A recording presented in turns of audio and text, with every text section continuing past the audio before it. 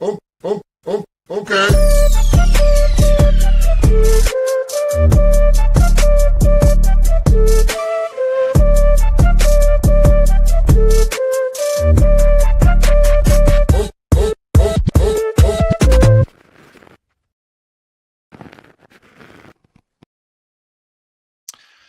Good afternoon, everybody, and welcome to the Daily Herold here on Badlands Media. I'm your host, John Herold, and full disclosure, I am recording this on Thursday night. By the time you're watching this, I'll probably be touring the Capitol.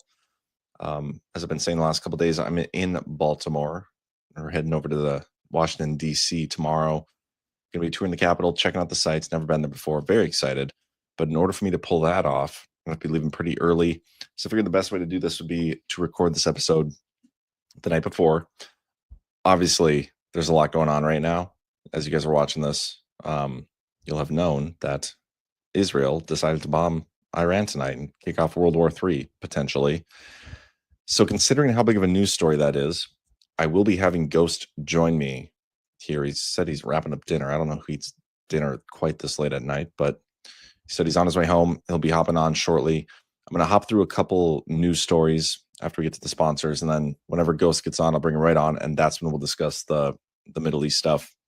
So we're not going to get there quite yet, and I don't know if this will be a full-length episode. It'll probably be on the shorter side, but maybe not. I don't know. Ghost is a talker, as you guys know. So we'll see what happens. But before we get into any of the rest of the news that happened today, besides the Israel strikes, got to get to a couple of our sponsors. And first up, we got Loaded Gun Coffee. Wake up to the bold flavors of Loaded Gun Coffee, where passion, precision, and patriotism infuse every sip. As a veteran-owned business, they ensure each cup is steeped in pride and unwavering commitment. The roasters handpick the finest coffee beans from around the world and have mastered unique brewing methods. Their skilled farmers cultivate the coffee to embody the essence of duty and honor in every meticulously crafted blend. But it's more than just coffee. It's a family-enduring commitment to freedom, with military veterans tracing their legacy back to the Civil War, including Purple Heart recipients. Loaded Gun Coffee's brewed testament of pride and honor. Dedicated to preserving the integrity and strength of our beloved nation, they proudly stand as fierce advocates for a secure border and a strong America. And stay loaded, Badlanders. With Loaded Gun Coffee, visit badlandsmedia.tv/loaded and enter promo code Badlands at checkout for 10% off your purchase. That's badlandsmedia.tv/loaded. Promo code Badlands. And we have one other sponsor of today's show, and that is Save Pulse. Save Pulse is dedicated to keeping you and your family healthy with top quality medications like amoxicillin, azithromycin, ivermectin, and hydroxychloroquine at unbeatable prices. Streamlined ordering process makes it easy to stock up on all your health essentials. And now with exciting news about fenbendazole showing promise in cancer research, they proudly offer this alongside antibiotics and other viral care meds. Don't wait. Prepare for any health scenario today. Get your supply and stay ahead of the curve with Save Pulse. Visit badlandsmedia.tv/meds. Use promo code SAVEHEALTH at checkout to get a 20% discount on orders over $100. It's never a bad time to stock up on those meds. Go to badlandsmedia.tv/meds, promo code SAVEHEALTH. Thank you to our sponsors for sponsoring Badlands, and thank you for you watching for supporting our sponsors, because you're directly supporting us as well. Let me share my screen here. We've got no update to the Doge website. I guess it's only been 9 hours since my last show, so not really surprising on that front. There has been a couple updates to the presidential website, though, so I'll show those in a second. Did Brian mess with my... I think Brian messed with my layouts. What in the world? Those losers. Hold for processing. I'm going to try to fix this. Get rid of this one. We'll go there. I'm going to play around with this since waiting for Gordon anyway. Make me a little bigger.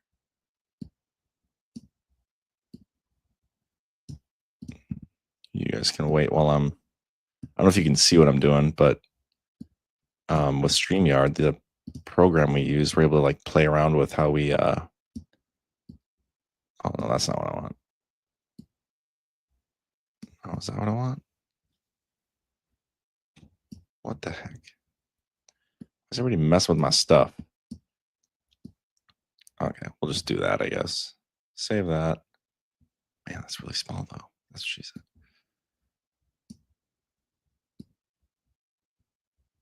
Just do this. Is that better? I don't know. This is gonna be experiment tonight, so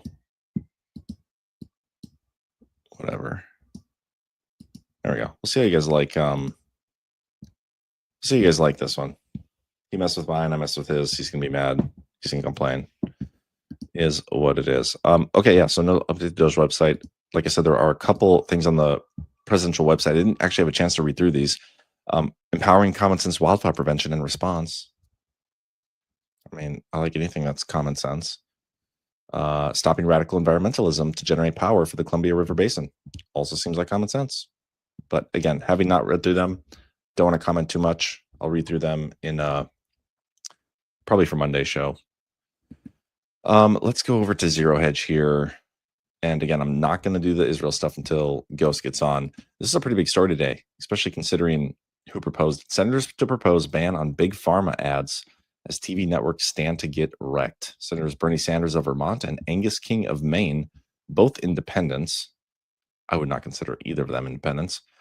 On Thursday, will introduce legislation that would ban pharmaceutical companies from promoting prescription drugs directly to consumers, including through television, radio, print, digital platforms, and social media.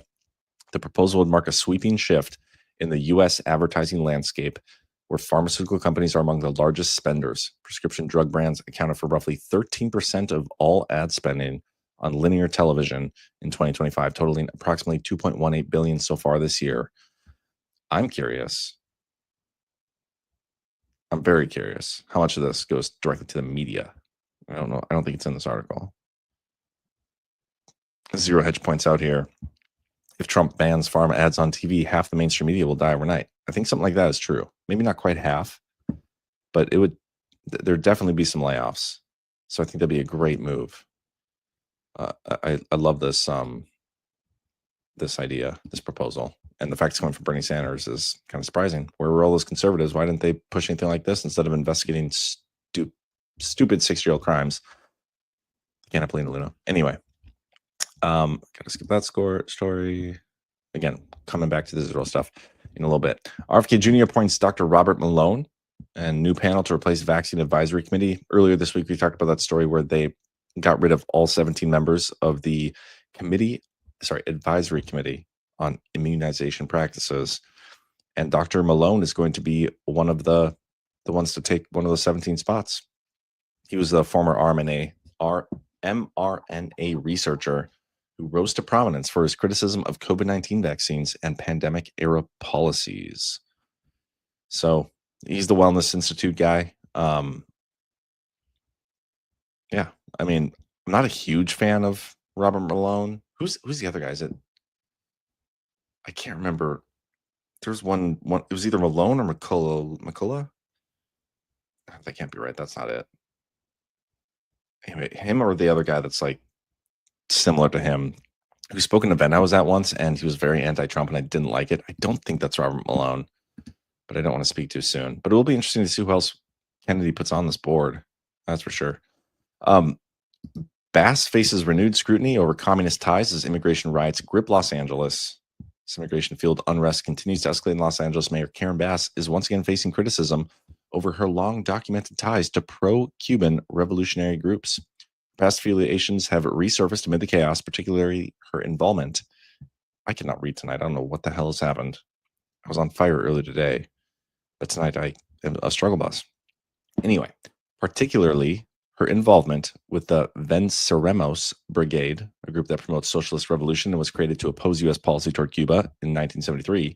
She traveled to Cuba with the group and later praised Fidel Castro, calling him Comandante en Jefe following his death in 2016. Great loss for the people of Cuba, she said. It's fitting. She's basically a communist, so. The House passes a bill to remove non-citizen voting in the District of Columbia, which they can do this nationwide.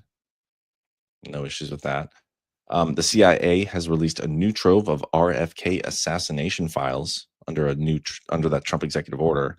The disclosure includes 54 documents, about 1,450 pages, most of which never made public. They include internal CIA reports, overseas dispatches, intelligence updates, and interagency correspondence.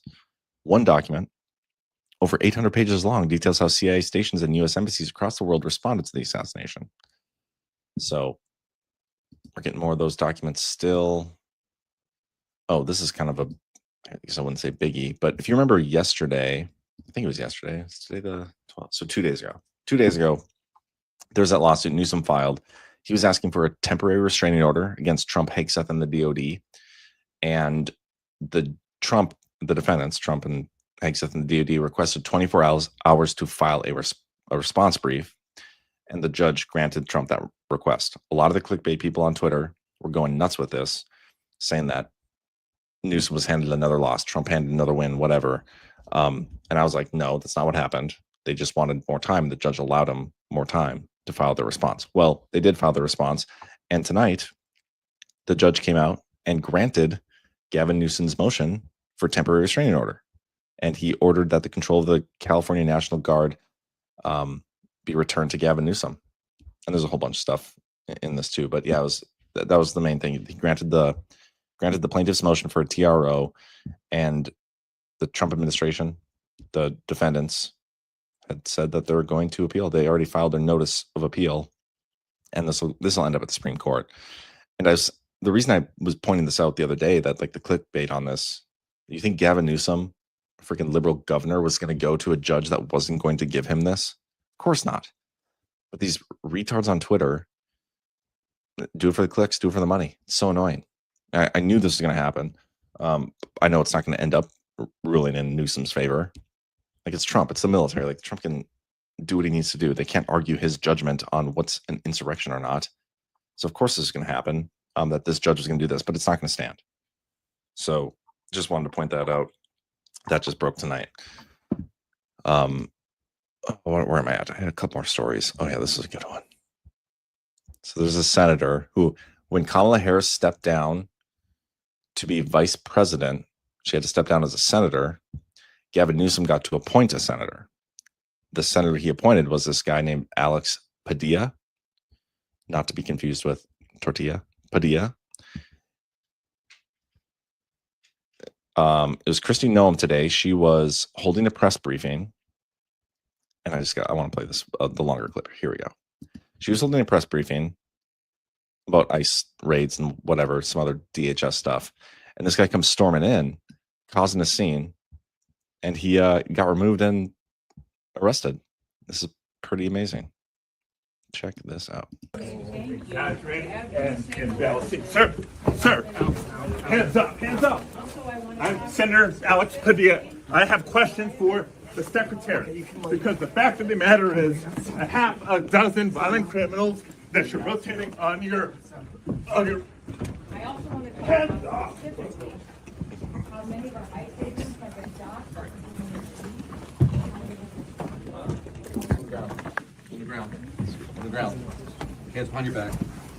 Hands behind your back. If you let my hands go, I stand behind my back. All right. Cool. Other hand. Lay flat. Lay flat. Other hand, sir. Other hand.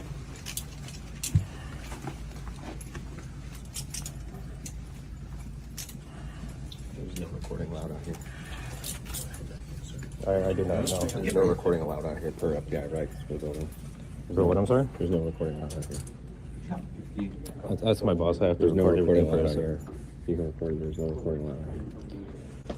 I'm not a member There's of the no press. recording allowed. I understand that, sir, but I don't know what he's expecting, but like, you can't just, it doesn't matter who you are. You can't just go into a place and start causing a scene like that and expect not to get arrested. And like, are the police, like, if you're doing a crime or doing something that's not allowed and you just say, I'm a senator, are they supposed to just stop doing what they're doing? No. So this is great. I love seeing this. This guy's such an idiot. Liberals everywhere, just driving nuts sometimes. I almost feel like exhausted from some of the stupidity I'm seeing. It's crazy, especially the Israel stuff. It's just so nuts. But Ghost is going to be joining us here, so let's hold for processing.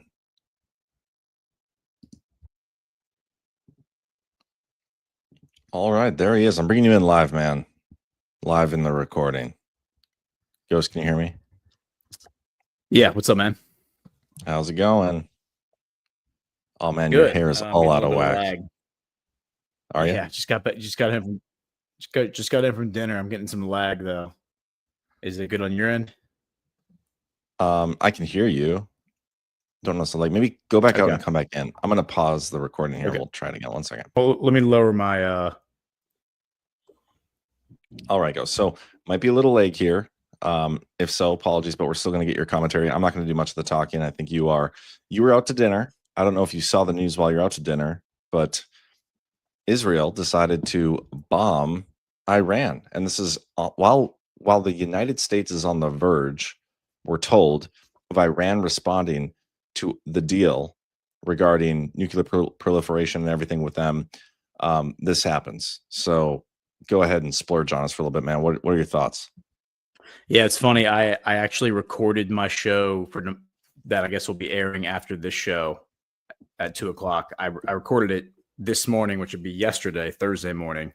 And I said in the show, I said, I think what's probably going to happen is we're going to get either some sort of a false flag or we're going to get like a limited small attack against Iran intended to provoke Iran into attacking Israel and making a victim out of Israel. So I think that's what Netanyahu is trying to do. We're trying to get a baiting of Iran. But it's interesting. I think Putin is going to have to get involved here, and that is going to really present a new element to all of this because then Trump's going to have to get involved, meaning Trump's going to have to pick a side, Putin or Netanyahu. And I've been seeing this coming for a while where I feel like this is going to be the reconciliation between Putin and Trump because Putin has to get involved because of Iran. He has huge security deals he signed with them. He also has signed some really big gas deals. It sounds like in the next 10 years, Iran and Russia are going to be trading more natural gas than Europe and Russia. And that's a big deal when you consider that Russia is the number one supplier of natural gas for Europe. A lot of big economic implications there. There's no way that Putin can allow this to continue. Like he has to step in and flex on Netanyahu. 1/5 of all Israeli citizens are Russian. I'm pretty sure Russia has the second largest dual citizenship population in Israel. I believe America is number one. Russia, I think it's 20% is what I heard is that of Israeli citizens are dual Russian citizens. So Israel was originally settled by Russian colonists, people from Eastern Europe, modern day Ukraine. So all that makes sense. But I think that Putin is going to have to step in here and be the adult. And that's going to force Trump to step in and pick a side. And I mean, based on what he's said this whole time, I don't see how he could side with Netanyahu. He's been like, don't do it. He had a call with Netanyahu the other day where he told him, you need to end the Gaza war permanently. I don't want any of this 60-day ceasefire bullshit, swear jar. But you need to end the Gaza war permanently, and you need to not strike Iran so Wickoff can cut this deal. And he said, I don't want the Wickoff framework. There's this Wickoff framework 60-day ceasefire that is floating around. And Trump says, I don't want a 60-day ceasefire with Hamas. I want a permanent ceasefire with Hamas, no more war, and then no strike against Iran. And what does Netanyahu do?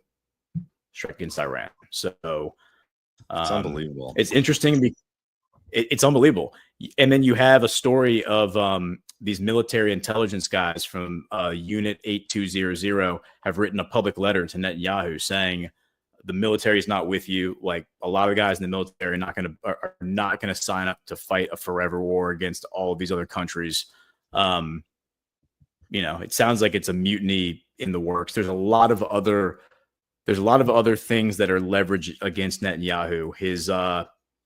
His trial was supposed to resume 2 days ago, but he told the judge he was sick and he asked for a continuance, and the judge granted yet another continuance, which makes sense. They're not going to prosecute him until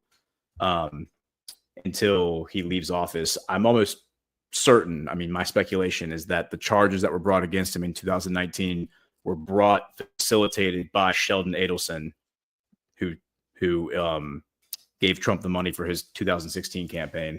There's like footage of him, criticizing Netanyahu and bad mouthing him. So I think that, Trump has laid all of these obstacles in Netanyahu's way to leverage him and make him to limit his options. Every single time Netanyahu gets leveraged by like another angle, his options are limited. And if you look at it from a game theory standpoint, if you can limit his options to just a few options, then you can control the outcome. And his options here are very simple: strike Iran.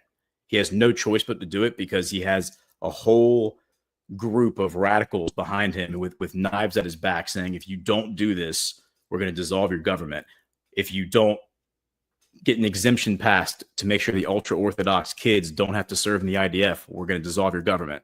There's a number of reasons they're threatening to dissolve the government. And even the like opposition guys who are against him, Benny Gantz, Yair Lapid, Naftali Bennett, they all want to go to war with Iran too. So it's kind of the one move he has that's going to galvanize support in Israel behind him. But it sounds like there's also people in the military who are like, enough. We're not going to fight any more forever wars because we can't, like this is unsustainable. So Barak Ravid, for what it's worth, the Israeli journalist that's Trump's guy, he was a unit 8200 guy as well. So he's former Israeli military intelligence, which is different from Mossad. And he what was I going to say? It was interesting. I was reading his article on my show this morning, and it's like Trump has told the Israeli media one thing. He's told the Israeli people one thing, which is this whole disclosure about him swatting Netanyahu's hand and saying, don't do that. Don't start this new war. Wrap up your other war. No more nonsense. And then he's turning around and telling the American people kind of a totally separate narrative, which is, I will strike Iran if I have to. Like, we're going to be firm-handed with Iran. I stand with Netanyahu. And this is a pattern that we've seen going back a few years where he goes on Israeli media and he says the truth. He speaks the truth and he says the really harsh thing about Netanyahu. And then he turns around and he tells the American public kind of the opposite, where he is like, I'm with Netanyahu. He's my guy. It's really interesting. Well, on that note, so I want to show a couple things here. First of all, we have a statement from Rubio that came out, and it's this one. It says, tonight Israel took unilateral action against Iran. We are not involved in strikes against Iran, and our top priority is protecting American forces in the region. Israel advised us that they believe this action was necessary for its self-defense. President Trump and the administration have taken all necessary steps to protect our forces and remain in close contact with our regional partners. Let me be clear, Iran should not target U.S. interests or personnel. We shall see if they actually do that. And there's all sorts of videos. It looks like they're targeting specific individuals. There's rumors they were targeting nuclear scientists. There's rumors that they've taken out this guy, something Salami. I think he's the head of the IRGC. And then there's a couple other posts here hinting at what you said. Charlie Kirk says U.S. defense officials, and I think he's quoting the Washington Post here. U.S. defense official says Israel's attack likely to provoke a strong Iranian response, and Israel will likely then ask the U.S. to help counter Iran's response. So it'll be interesting to see if that does happen, where we'll line up. And then I got two more things I want to show you real quick and then have you comment on them. Because what's funny is like all the Americans and the American journalists that are like super, probably sponsored by Israel, they're just geeking out right now. A couple days ago, Mark Levin was supposedly at a private lunch, basically begging Trump to allow Israel to strike Iran. Levin urged Trump to allow the Israeli government to strike Iranian nuclear sites, which Trump has told them would basically torpedo the diplomacy. And then here's a video of Levin tonight. And after this, I'll pass it over. The Iranians are about to get their asses kicked, and it's been coming since Jimmy Carter. They've slaughtered Americans. They've slaughtered Arabs. They've slaughtered their own people. They think this is Joe Biden's administration, that they would get away with getting nuclear weapons, and then the world would sit there, wouldn't know what to do about it. You talk about ballistic missiles. Israel sees thousands of ballistic missiles. It can't defend against 10,000 ballistic missiles. And it's not going to sit there and take it. This Iranian regime is a terrorist Islamist regime, is an illegitimate regime. It came to power through the point of a gun, and it expects to stay in power with nuclear weapons. Thank God we have Donald Trump as president of the United States. Thank God Israel has Benjamin Netanyahu is the prime minister. And I will say this, if this Islamic terrorist regime touches one hair on the head of an American citizen, they're going to wish they hadn't. Take it away, man. There it is, man. Like that's the playbook right there. Is they're basically putting all of the American interests, American personnel, American citizens in the region in total danger by striking Iran. They're waiting for Iran to then overreact and take out like kill an American, and then they can do the George Floyd thing all over again, but in the Middle East, and say, all right, we need to go kill every single person in Iran now. We need to go destroy their government. We need to go carpet bomb cities. We need to go do to Iran what we did to Gaza all over again. That's going to be the Levin talking point. I wrote about it in the brief 2 days ago when they started evacuating like the embassies in the area, like in Iraq. Levin was posting about it. Giddy, that's the word I used. Laura Loomer was posting about, like she said, something big is happening. And then she posted, Iran has cyber hacked like all of the Arab governments. And then she got a community note saying all the Arab governments, like systems are working fine. Like none of them have been hacked. You know, it's like they're all just like putting out this total bullshit to spin it all up. This is what the Abraham Accords were supposed to do. I'm going to share my screen. This is what they were supposed to do for the neocons. Real quick. It is interesting that they evacuated all those Middle East sites, like started doing it a couple of days ago as if they knew this was coming. Yeah. You know, the Trump administration, but okay. Yeah. My guess is that they heard that they were going to go through with this without the U.S. And that's kind of what Levin has been telegraphing, and Ben Shapiro. They've been like, why does Netanyahu need Trump's backing to do this? Are you a big boy or are you not a big boy? Like, do it. That's what Naftali Bennett and Yair Lapid have been saying. They've been saying, look at this little bitch, Bibi Netanyahu. He has to go ask Daddy Trump for permission to go fight Iran. Just go fight Iran then. Like we would do it if we were prime minister. So this is what the Abraham Accords were supposed to do, though. It was supposed to put the Arabs against Iran. But MBS has already made it clear that he's on Iran's side. If they're going to go to war with Iran, the Arabs are going to back Iran.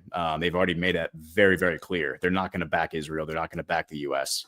The U.S. isn't going to back Israel. And I think everything Trump has done has led to this moment in terms of him puffing up this, like leaning into the narrative that he's a Zionist puppet, because he's given this really, really false sense of bravado to people like Mark Levin and Laura Loomer, where they actually think that Trump's going to go to war with, like, alongside, like, we're going to step in the way and take the heat for whatever Iran's about to do to Israel. I think most objective people are going to look at this and say the only move here is to walk away and let Israel take its licks, because they have made their bed and whatever happens next is totally on them. And if people end up being killed in Israel, then Bibi Netanyahu should be held accountable by the Israeli people. Interesting. You know, thinking about, like, if we're being honest, if Iran does have, you know, the capability to develop a nuclear weapon, what Israel did, like them getting their nuclear sites taken out, I would say is not a bad thing. But the way it's playing out is fascinating, because Trump got somebody else to do it, somebody that he doesn't want to support in a war, somebody that all these other potential sovereign alliance individuals are going to be going after now. And so it's almost like he gets the best of both worlds here, because the Iran nuclear sites are now taken out if these bombings are true and they're accurate, and they did do that. But now we're at a position where Israel and the problem that they represent could also be taken out. You know what I mean?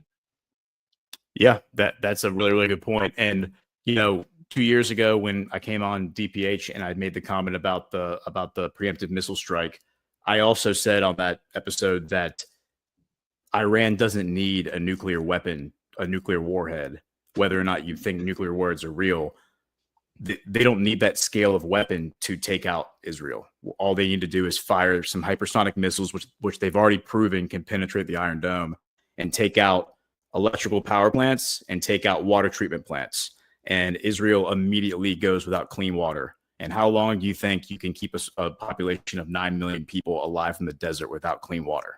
Like that's going to turn into a humanitarian crisis overnight. And they're going to have to put people on aircraft carriers and like take them to Cyprus and take them to Egypt and get them out of Israel. So if Iran was serious about like doing damage to Israel, they don't need to go as far as a nuclear warhead. They can just target key infrastructure and make it uninhabitable. We may see that happen. We may not. I think Iran's going to be far more measured than people expect them to be. It's a different Iran. They've already demonstrated that in the past year.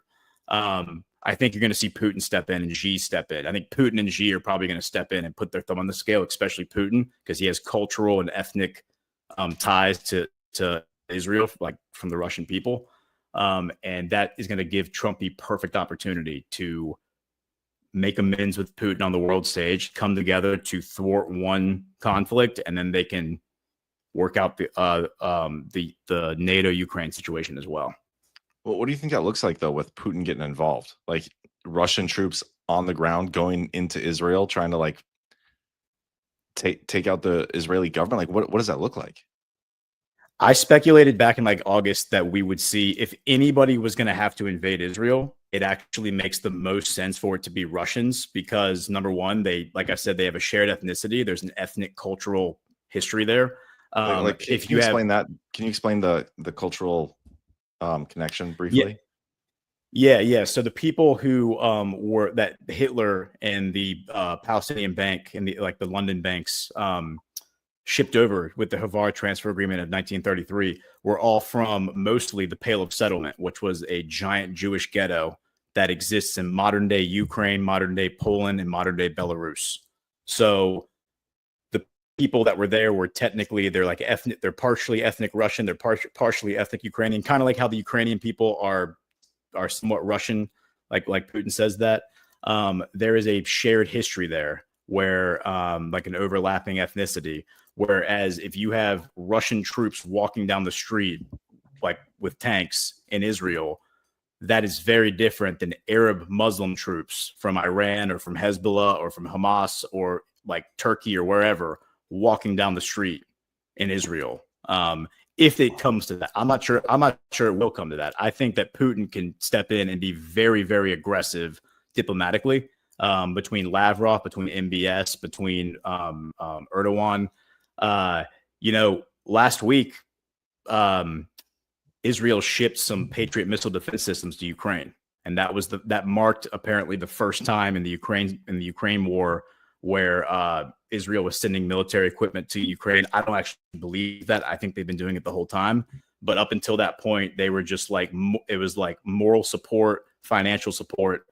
And then now they're sending missile defense systems to Ukraine. So there is an alliance that goes back a while between Ukraine and Israel, and I think that's going to play into to all this as well. That's fascinating. It seems like we're at one of those tipping points, like a climax. Like whatever the response is here, it is definitely going to signal how things are going to be moving forward. And I'm just so curious. Like I agree with you that I don't think Trump is going to back what Israel's doing here, but we could potentially be wrong in that situation. Like what does that look like? Let's say we're wrong, and Trump is decides to take that path and back Israel. Like what does that look like then? I mean, that's a great point. It kind of starts to look like a mirror of Ukraine up until very recently, where it seems like Trump is souring on Ukraine and souring on Zelensky, and there's all this rhetoric about him walking away. But yeah, then you kind of get like a mirror of Ukraine with Trump on one side and then Putin and Iran on the other. It seems to me that at some point something has to give, and Trump kind of has to cross the line and walk over and make peace with Putin. They've been saying all along, nothing's going to happen until Trump and Putin get in the room together and figure this out, like narratively. I think that's probably what needs to happen. It's also worth noting two things that are worth noting. It was reported yesterday now 2 days ago, Hezbollah is now upgrading its UAV drone program with Russian help. They're now adopting the methods and the techniques that Russia has been using in Ukraine, where they do like 50, instead of just sending one drone, they send like 50 drones in a swarm. And the Russians have been helping Hezbollah develop that. And then a few days ago, they announced that Wagner Group is pulling out of Mali. They said they've been in Mali since 2022. This is in Africa, and they were training up their military to fight ISIS. And they said our training is complete. These guys can do it without us. Like, we're still going to support them, but we're like our troops are like boots off the ground now. So they're leaving Africa. All of those guys were like, every Russian that's fighting in Africa for the Wagner Group has been operating out of Syria, out of that base in Tartus. So all the guys that are serving in Africa from Russia are operating out of a base in Syria. So that means they're going back to Syria now. And now you're going to have all these Wagner Group guys in Syria returning from Russia. And it just seems like all of these pieces are moving around the board at this really, really opportune moment. So maybe you will see Wagner on the ground in Israel if need be. Yeah, I'm just thinking more about, what are the odds of Trump actually like backing Israel here? I don't see Trump as the kind of guy who likes to be forced into doing anything. And if Trump is like, hey, Israel, we do not want you to do this, do not do this, then Israel's like, okay, well, we're going to do it anyway. And then him being forced to come in like that just doesn't seem like something that's going to sit well with him and something he would do. So it would just be fascinating to see Putin being the guy that not only cleans out and like denazifies Ukraine and then goes in and gets rid of the bad element in Israel as well. Yeah. Like, just the same guy getting rid of the bad elements in both countries, if that's how it plays out. Remember what Trump said about Putin. He said, I've known Putin a long time. What the hell happened to Putin? Something's happened to him. He's lost his mind. He's killing people. Why is he firing missiles into Ukraine while I'm trying to negotiate peace? He said the exact same thing about Iran yesterday. He said, I've known these people. I've been talking to these people for a while. They've been great. What the hell happened to them? All of a sudden now they seem to be so much more aggressive. It's like the exact same thing he said about Putin. He's now saying about Iran, except it's Netanyahu firing missiles into Iran while he's trying to make peace. So it feels like he's kind of established what his expectations are, and now Netanyahu is the one who's defied him. Yeah, it's crazy. Here's a post from Zero Hedge saying that Israel is claiming that they fully coordinated with the United States, but Washington is denying that. Here is what is this at? Yeah, here's Netanyahu. I won't play this full clip. It's like 7 minutes long, but here's what he said. Moments ago, Israel launched Operation Rising Lion, a targeted military operation to roll back the Iranian threat to Israel's very survival. This operation will continue for as many days as it takes to remove this threat. For decades, the tyrants of Tehran have brazenly, openly called for Israel's destruction. They've backed up their genocidal rhetoric with a program to develop nuclear weapons. In recent years, Iran has produced enough highly enriched uranium for 9 atom bombs. 9. In recent months, Iran has taken steps that it has never taken before, steps to weaponize this enriched uranium. And if not stopped, Iran could produce a nuclear weapon in a very short time. It could be a year, it could be within a few months, less than a year. This is a clear and present danger to Israel's very survival. 80 years ago, the Jewish people were the victims of a Holocaust perpetrated by the Nazi regime. Today, the Jewish state refuses to be a victim of a nuclear Holocaust perpetrated by the Iranian regime.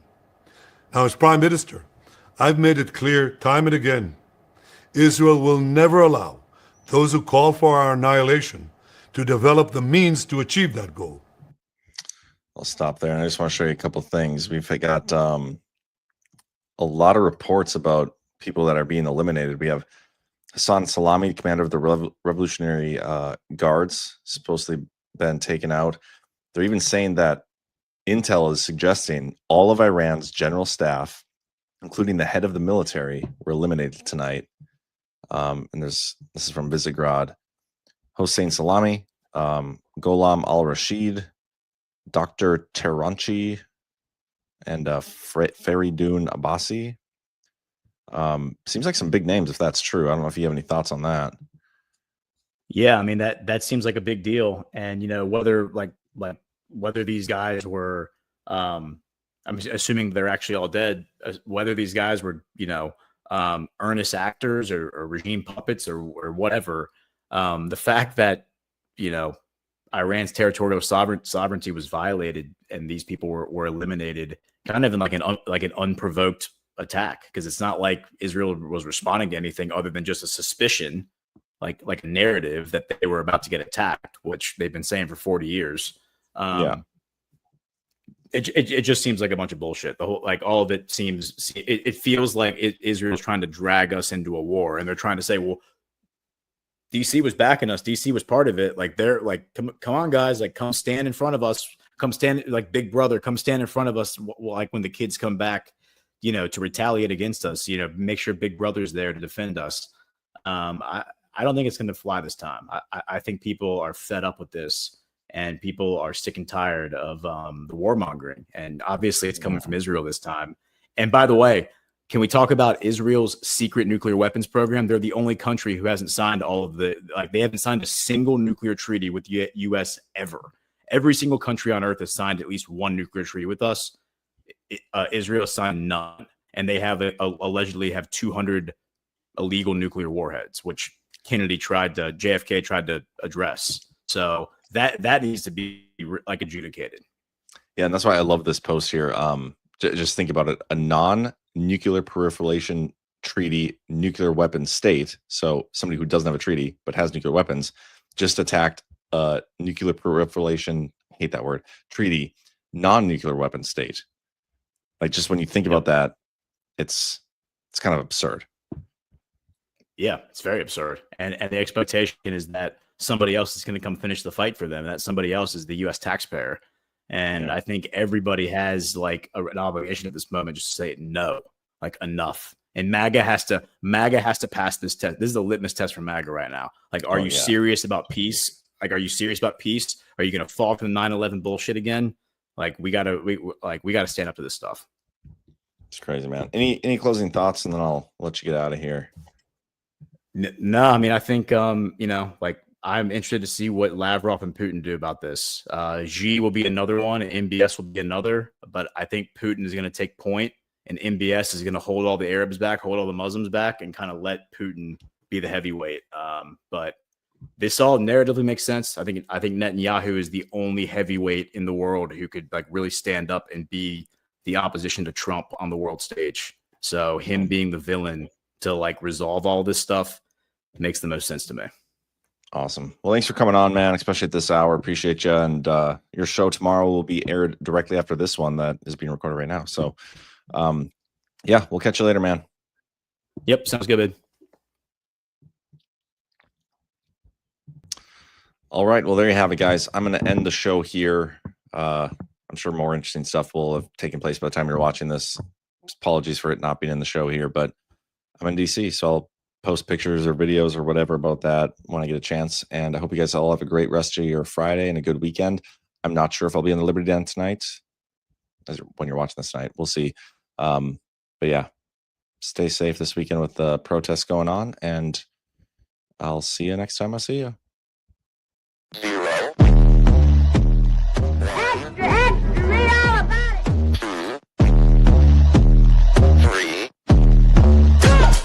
Let's get started.